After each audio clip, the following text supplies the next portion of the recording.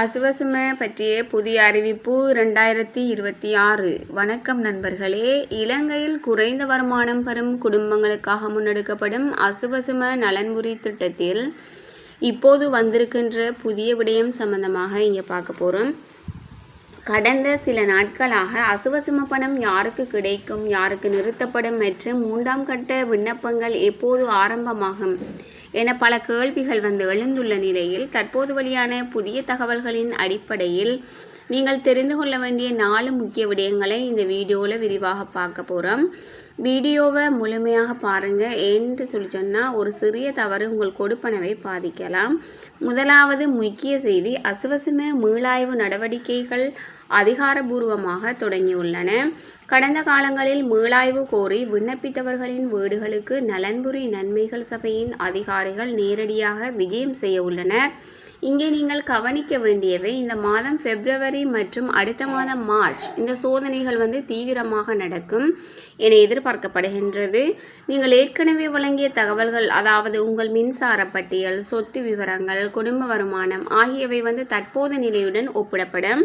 எச்சரிக்கை, ஒருவேளை உங்கள் வாழ்வாதாரம் இப்போது முன்னேறி இருந்தால் அல்லது தவறான தகவல் வழங்கப்பட்டிருந்தால் உங்கள் கொடுப்பனவு நிறுத்தப்பட வாய்ப்புள்ளது. அதே நேரம் தகுதி இருந்தும் இதுவரை விடுபட்டவர்களுக்கு இதன் மூலம் மீண்டும் வாய்ப்பு கிடைக்கும். அடுத்து, இரண்டாவதாக, இதுவரை அசுவசும திட்டத்திற்குள் உள்வாங்கப்படாத 3 விசேட பிரிவினருக்கு அரசாங்கம் முன்னுரிமை அளித்துள்ளது. அதில் முதலாவது 70 வயதுக்கு மேற்பட்ட முதியோர்கள். இதுவரை முதியோர் கொடுப்பனவு மட்டும் பெற்று வந்தவர்களுக்கும் அசுவசும கிடைக்காதவர்களுக்கும் ஒரு பெரிய வாய்ப்பாக இது அமைந்துள்ளது. இரண்டாவது, சிறுநீரக நோயாளிகள். சிகிச்சைக்கு அதிக செலவு செய்பவர்களுக்கு கூடுதல் உதவி வழங்கப்பட உள்ளது. மூன்றாவதாக, அங்கவீனமுற்றவர்கள், அதாவது மாற்றுத்திறனாளிகள். மேற்குறிப்பிட்டவர்களுக்கான விண்ணப்பங்கள் இப்போது பிரதேச செயலகங்களில் தனித்தனியாக பெறப்படுகின்றன. உங்கள் கிராமத்தில் அல்லது உறவினர்களில் யாராவது இந்த பிரிவிலிருந்து இதுவரை அசுவசும கிடைக்காமல் இருந்தால் அவர்களை உடனே பிரதேச செயலகத்தை அணுகச் சொல்லுங்கள். இதற்கான விண்ணப்ப படிவங்கள் இப்போது விநியோகிக்கப்படுகின்றன. மேலும் அசுவசும 3ஆம் கட்டம் பற்றி பார்க்கலாம். அனைவரும் ஆவலுடன் எதிர்பார்க்கும் அசுவசும 3ஆம் கட்டம் பற்றிய தகவல் இதோ. 1ஆம் மற்றும் 2ஆம் கட்டங்களில் விண்ணப்பித்து நிராகரிக்கப்பட்டவர்கள் அல்லது அப்போது விண்ணப்பிக்க தவறியவர்களுக்காக இந்த 3ஆம் கட்டம் கொண்டு வரப்படுகிறது. அரசாங்கத்தின் தற்போதைய திட்டத்தின்படி 2026 ஜூன் மாதம் அளவில் இதற்கான புதிய விண்ணப்பங்கள் கோரப்படும் என எதிர்பார்க்கப்படுகின்றது. ஏற்கனவே தகுதியற்றவர்கள் என நீக்கப்பட்டவர்கள் இப்போது தங்கள் வருமான நிலை மாறியிருந்தால் மீண்டும் விண்ணப்பிக்க இதுவே கடைசி வாய்ப்பாக அமையும்.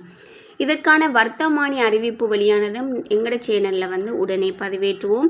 மக்களே, ஒரு முக்கியமான செய்தி, அசுவசும என்பது ஏழை மக்களின் உரிமை. ஆனால் பல இடங்களில் தகுதியானவர்களுக்கு கிடைக்கவில்லை என்று குற்றச்சாட்டு உள்ளது.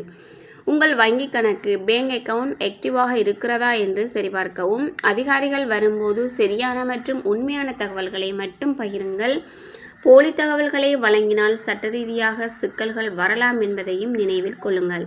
இந்த தகவல் உங்களுக்கு தெளிவாக புரிந்திருக்கும் என்று நம்புகிறோம். உங்கள் பகுதியில் மீளாய்வு அதிகாரிகள் வர தொடங்கிவிட்டார்களா அல்லது உங்களுக்கு அசுவசும பணம் சரியாக கிடைக்கிறதா என்பதை மறக்காமல் கமெண்ட் செய்யுங்க.